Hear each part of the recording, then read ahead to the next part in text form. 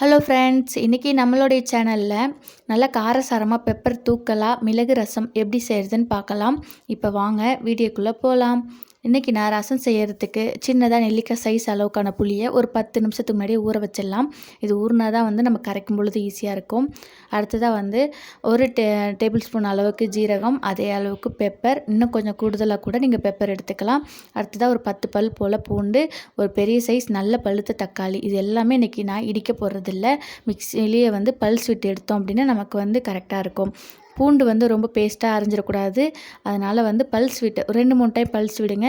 அதுவே நமக்கு கரெக்டாக இருக்கும். கொரகொரப்பாக இருக்கணும். அப்போ தான் நமக்கு ரசம் வந்து டேஸ்ட்டாக இருக்கும்.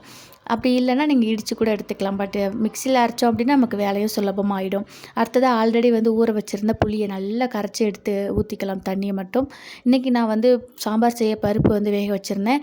அதில் மேலால் இருக்கும் இல்லையா பருப்பு தண்ணி, அந்த தண்ணியவும் வந்து நம்ம இருத்து ரசத்தில் சேர்த்தோம் அப்படின்னா ரசம் சாப்பிடும் பொழுது ரொம்ப வாசனையாகவும் இருக்கும்.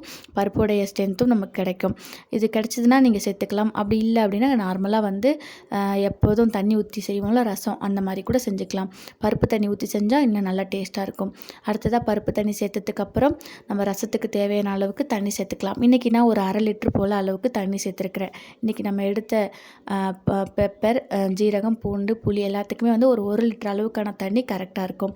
தண்ணி சேர்த்துட்டு கூடவே வந்து 1 டேபிள் ஸ்பூன் அளவுக்கு வந்து உப்பு, 1/4 டீஸ்பூன் அளவுக்கு மஞ்சள் தூள், அடுத்ததாக வந்து ஒரு 1/4 டீஸ்பூன் அளவுக்கு பெருங்காயத்தூள், இது எல்லாமே ஒன்றா சேர்த்துட்டு நல்லா வந்து மிக்ஸ் பண்ணி இந்த நேரத்தில் வந்து புளி, உப்பு எல்லாமே கரெக்டாக இருக்கா நீங்கள் செக் பண்ணிக்கலாம். புளியும் உப்பும் கொஞ்சம் ஒரு கல் அளவுக்கு தூக்கலாக இருக்கணும்.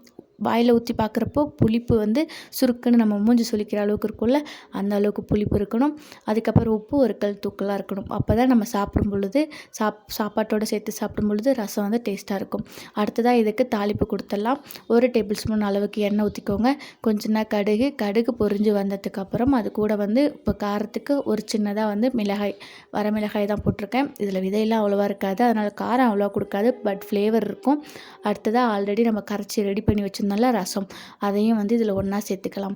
ரசத்தை வந்து பெரும்பாலும் வேகனா வந்து கொதிக்க விடக்கூடாது. அதனால் மீடியம் ஃப்ளேம் வச்சுக்கோங்க. நல்லா நுரக்கட்டி இந்த மாதிரி வரும். அந்த மாதிரி வர டைமில் நம்ம லைட்டாக கரண்டியால் ஒரு கிண்டி விட்டுட்டு சிம்மில் வச்சிடலாம். சிம்மில் வச்சு ஒரு 3லேருந்து 4 நிமிஷம் போல் சிம்மில் வச்சிட்டோம் அப்படின்னா அது கொதி வந்தாலும் வராட்டியும் அதோடைய மிளகு, ஜீரகம், பூண்டோடைய எசன்ஸ்லாம் நல்லா இறங்கி ரசம் வந்து நல்லா சாப்பிடும் பொழுது சூப்பராக டேஸ்ட்டாக இருக்கும். அவ்வளோதான் ஃப்ரெண்ட்ஸ், ரொம்ப சூப்பராக சிம்பிளான முறையில் வந்து இன்றைக்கி ரசம் நம்ம ரெடி பண்ணிட்டோம். நம்ம வீட்டில் வந்து இருந்துச்சுன்னா கொத்தமல்லி இலை கூட மேலே வந்து இப்போ ஆஃப் பண்ணதுக்கப்புறம் தூவிட்டோன்னா அதோடைய வாசனையும் ரொம்ப சூப்பராக இருக்கும். ஆனால் வந்து நிறைய நேரங்களில் எப்பொழுதுமே கொத்தமல்லி இலை வந்து வீட்டில் இருக்காது இல்லையா, அதனால் கருவேப்பிலை மட்டும் இருந்துச்சு, அதையும் வந்து ஒன்றா சேர்த்துட்டேன். அவ்வளோதான் ஃப்ரெண்ட்ஸ், ரொம்பவே சூப்பராக இருக்கும். கண்டிப்பாக ட்ரை பண்ணி பாருங்கள். நம்ம நார்மலாக பொடி வச்சு செய்கிறத விடையோ, இல்லை நம்ம இடிக்கியில் போட்டு இடிப்போம் இல்லையா, அதை விட இந்த மிக்சியில் போட்டு அரைக்கும் பொழுது நமக்கு வேலையும் சுலபமாயிடும். அதே சமயத்தில் ஈஸியாகவும் செஞ்சிடலாம். தேங்க்யூ ஃபார் வாட்சிங்.